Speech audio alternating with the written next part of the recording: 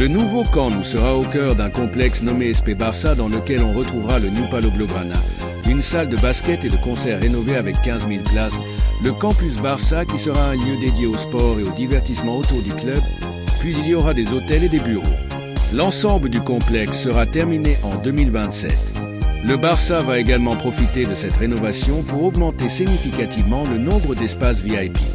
Il y aura exactement 2 anneaux de l'Ange qui feront le tour du Camp Nou.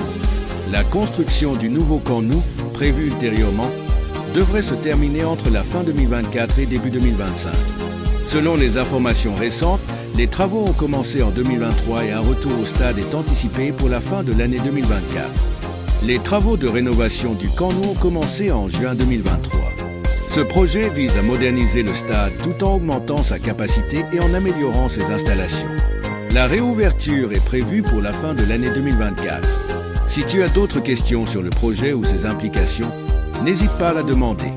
La construction du nouveau Camp Nou, prévue ultérieurement, devrait se terminer entre la fin 2024 et début 2025. Selon les informations récentes, les travaux ont commencé en 2023 et un retour au stade est anticipé pour la fin de l'année 2024.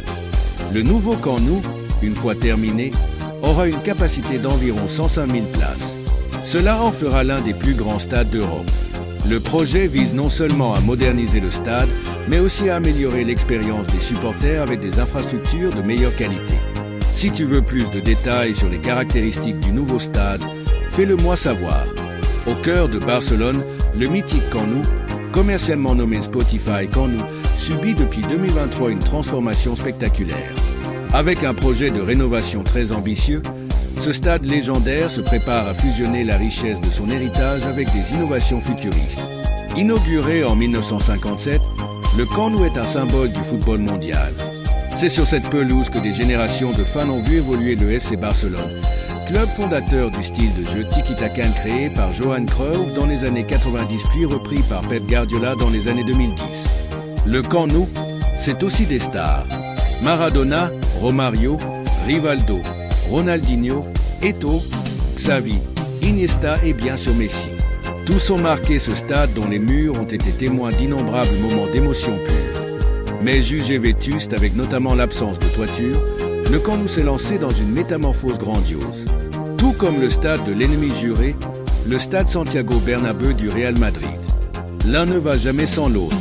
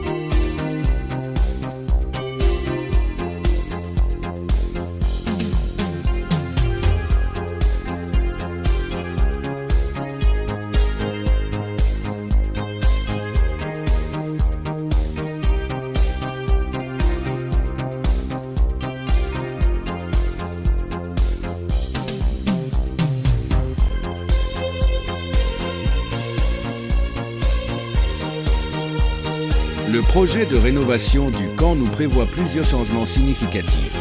Capacité augmentée. Le stade devrait avoir une capacité d'environ 105 000 spectateurs, renforçant ainsi son statut comme l'un des plus grands stades d'Europe. Modernisation des installations. Des améliorations seront apportées aux installations, notamment de nouveaux sièges, des zones de vente de nourriture et de boissons, et des espaces réservés aux médias. Infrastructures durables. Des efforts seront faits pour rendre le stade plus écologique, avec des installations solaires et d'autres caractéristiques visant à réduire l'empreinte carbone. Aménagement autour du stade, le projet comprend également la rénovation de la zone environnant le Camp Nou, avec des espaces publics, des commerces et des améliorations de transport. Technologie avancée.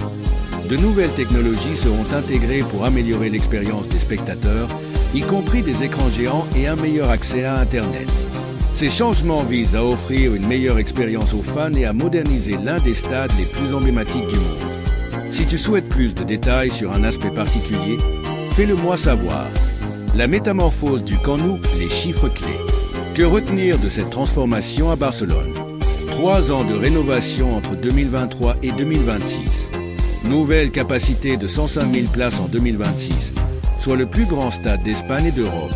Retour du Barça au Camp Nou pendant la saison 2024 à 2025, en février ou mars 2025 plus précisément, avec une capacité limitée à 65 000 spectateurs. Écran de 360 degrés à l'intérieur du stade. 30 000 mètres carrés de panneaux solaires sur le toit.